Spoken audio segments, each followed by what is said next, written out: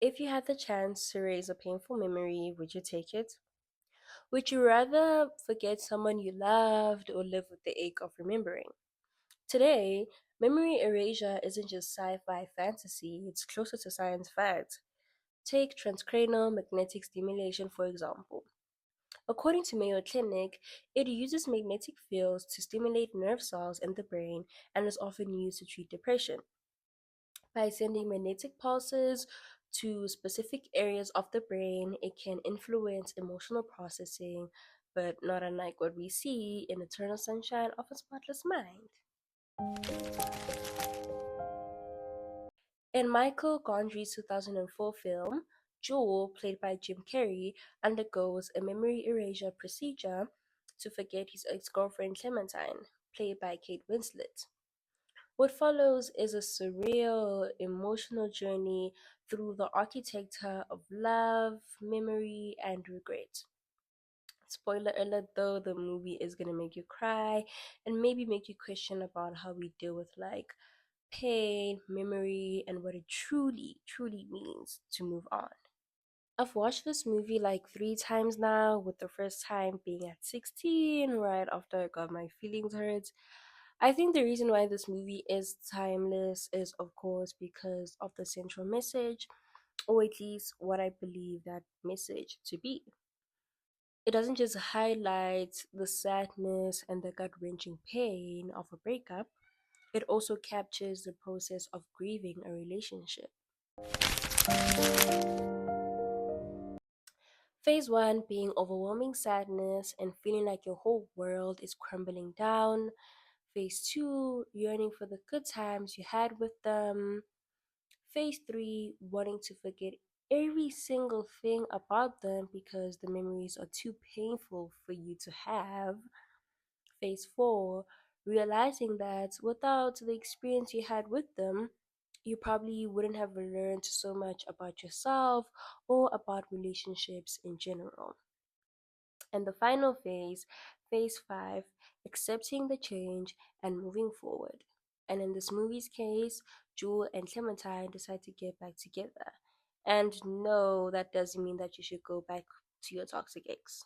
I recently read an article by Jane Stevenson titled Eternal Sunshine of a Spotless Mind at 20, an unflinching meditation on love and memory. In it, she writes, Charlie Kaufman could have not known about the seismic impact of social media in years to come. How we now lurk on our former lovers' profiles, view their photos, analyze their posts, and remove images, metaphorically wiping the slate clean and willingly deleting our past. I found this so interesting because I think most of us actually do that. It's almost like a modern day equivalent of erasing your memories of someone. These days, it's even considered strange or weird if you still have photos or anything related to your ex. I mean, unless, of course, you have other plans. A lot of people have different theories on what certain colors represent in Eternal Sunshine of a Spotless Mind, but I think we can all agree that Clementine's green hair marks where the story actually begins. Personally, I believe Clementine's hair colors blue and orange are visual representations of the two main characters' personalities, almost like a subtle clue from Charlie Kaufman. When we first meet Clem, her hair is blue. Jules' character is introverted, melancholic, and timid. He talks more to himself and his journal than other people, including his own girlfriend Clementine. Pages ripped out. Don't remember doing that. Blue is often associated with sadness, isolation, and emotional depth, all of which describe Joel to his core. Clementine is basically Joel's opposite. I'm an open book. I tell you everything. Every damn embarrassing thing.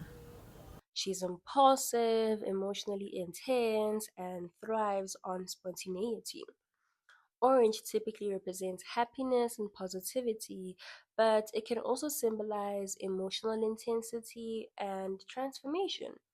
We see this play out during the orange hair phase, from her initial joy You like? to the emotionally intense flea market date. It captures both ends of her emotional spectrum. A small but cool observation that I made at the beginning of the movie is that there are like two birds hanging near Jules' window, right? I saw this as like a visual like clue symbolizing the duality of these characters and their colors. Maybe those birds were the only thing that Jewel was subconsciously holding on to when he was trying to erase the memory of Clementine. Almost like it had like an emotional imprint that he couldn't let go of. You know, I mean, I don't think he was even aware of it. Clementine's red hair appears at what I would call the peak of their relationship, or at least the point where Jewel feels the most passionate about her.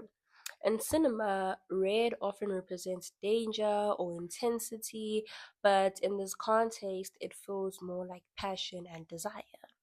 This is when Joel starts to fight to keep the memories of Clementine alive, doing whatever he can do to outsmart the procedure and to hold on to her, even if it's just in fragments. I actually did try mixing blue and orange together, thinking that I would have like the satisfying full circle moment and get red, but instead I got green, so there's that. After watching this movie for the second time, I had a theory that maybe Jewel and Clementine are actually stuck in a loop. They meet, fall in love, break up, erase each other from their memories, then somehow find their way back to each other, only to repeat the cycle again and again. But after watching it for this video essay, I'm not really leaning into that theory anymore. Instead, I've just started seeing it differently. The loop theory, whether or not it's true, I think it really does tell something about us, about how sometimes we find ourselves trapped in cycles, especially in our relationships with others and even the relationships that we have with ourselves. We chase something new for the thrill, let it become a part of our lives, and eventually, when it gets too hard or too close, we push it away. We try to forget, start afresh, but then somehow we always end up in the same place again. What the film seems to suggest is that the real choice lies in whether or not we want to keep repeating that pattern. It's up to us to recognize when something has become toxic and decide to end the cycle for good. Because if we don't, we might not just stay stuck in it, we might forget and unknowingly just start all over again. And maybe that's just how life is sometimes. This film teaches us a lot about acceptance and the importance of acknowledging your experience with someone, learning from them rather than pretending they never happened. Towards the end of the film, after Joe and Clementine discover the hurtful things they said about each other, we see that they still choose each other. Despite having completely different personalities, they decide to try again. And maybe that's the point. Maybe opposites really do attract. Oh, and I did notice something interesting.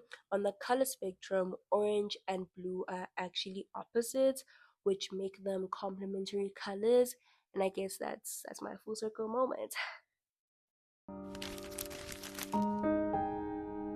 I'm going to end the video here. I don't know if you've noticed, but I did an eyeshadow inspired by my color theory or my color analysis on what I believe Jewel and Clementine's like colors represent, the orange and blue thing. So I don't know if you noticed that, and obviously red for passion. But I hope you did enjoy watching, and don't forget to subscribe, like, and let me know what you think. I'll meet you in my time. Bye.